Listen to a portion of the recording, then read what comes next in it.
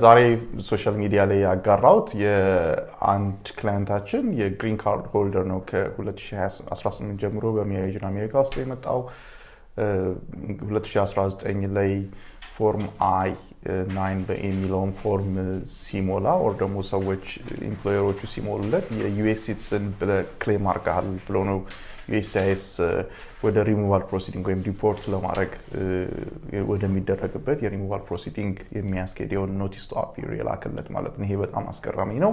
ኖቲስ ቱ አፒር ማለት የኢሚግሬሽን ፍርድ ቤት ላይ ቀርበ ሪሙቫል ፕሮሲዲንግ ለምንድነው ከአሜሪካ መባረር የለብኝም ወይም ደግሞ ጂኤችኤስ አንተን ከአሜሪካ ለማባረር የሚሄድበትን ፕሮሲዲንግ የሚገልጽ ነው። እዛ ላይ የክሶችን ጭብጦች ታገኛለህ።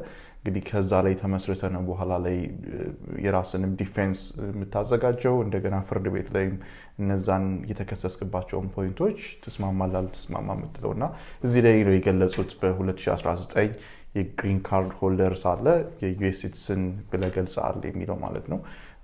ስፔሲፊክሊ ስራውን ለማስታወስ ከባድ ነው፣ ግን ምንም አይነት የአሜሪካ ዜጋዎች ብቻ አፕላይ የሚያደርጉበት የስራ መስክ ላይ አፕላይ አድርጎ አቅም።